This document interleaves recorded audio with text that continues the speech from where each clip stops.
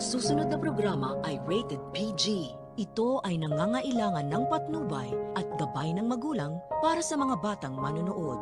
Ang aking tanda, sana sa lahat ng hiling, sa hirap mo sa saya ay Kahit kailan talaga ay napakawalang kwentang asawa nitong si Carlos. Pagkat imbis na maging masaya na ligtas na nga ang asawa niyang si Lynette, ay naisipan niya pang pagsuspetsahan ito na kabila ng pinagdaanan nito na muntikan na ngang mapatay ng mga holdupper. Nang ipagtapat kasi ng nanay ng batang doktora na sinabi noon ng holdupper na matagal na nilang tinitiktikan ang bahay nila, pati na rin itong kumag na doktor na si Carlos, ay question niya pa si Lynette at naisip na baka naman daw inside job ang nangyari at may mga kasabwat ito. Tinanong niya pa nga kung sino daw ba ang kasama ng asawa niya bago pumasok ang mga holdupper. Nagpanting naman ang tainga ng batang doktora dahil sa tono ng pananalita ni Carlos ay halatang halata naman na pinagbibintangan niya nga itong sinaaling Susan at Diyosa na kasabwat ng mga holdupper. Ang katigasan naman kasi ng ulo nitong si Lynette nung una pa lang na kahit na sinabi na ni Annalyn na may kakaibang ugali ang napangasawa niya ay itinuloy niya pa rin ang pagpapakasal dito. Hindi naman halata na asawang-asawa na nga ang lola niyo.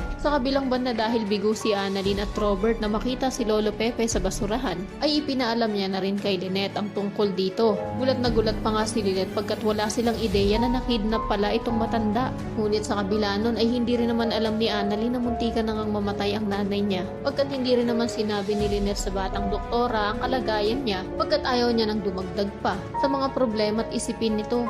Samantala, ito namang si Lolo Pepe ay nagkaroon nga ng pagkakataon na matakasan si Zoe. Ngunit sa kasamaang palad ay bigla namang umuwi na itong si Balahadja. Kaya imbes na makatakas na ng maayos ang matanda, ay nagkahabulan pa. At upang mas mabilis nga nilang mahuli si Lolo Pepe ay naghiwalay itong si Zoe at Balahadja. Natitiyak din kasi ng dalawa na hindi yun makakalayo pagkat bukod sa matanda na si Lolo Pepe, iika-ika nga ang matanda dahil na rin sa bugbugbog ni Balahadja sa kanya. Ngunit sa hindi inaasahang pangyayari ay si Zoe pa ang unang makakakita kay Lolo Pepe. At siya rin ang unang mapapaputukan nito ng baril. Pagkarinig naman ni Balahadja ng putok ng baril, ay pupunta siya kaagad sa gawi kung nasaan si Zoe. Kaya't panigurado na pati na siya ay mababaril din ng matanda. Sana nga lang ay mapuruhan ang mga masasamang loob na ito upang hindi na magkaaberya at makatakas na ng tuluyan itong kaawa-awang si Lolo Pepe. Kaya naman, kung isa ka rin sa mga nagnanais sa matuluyan na nga itong si Zoe, upang mabawas-bawasan naman ang mga kontrabida dito sa drama, ay pakiclick naman ang like at subscribe button.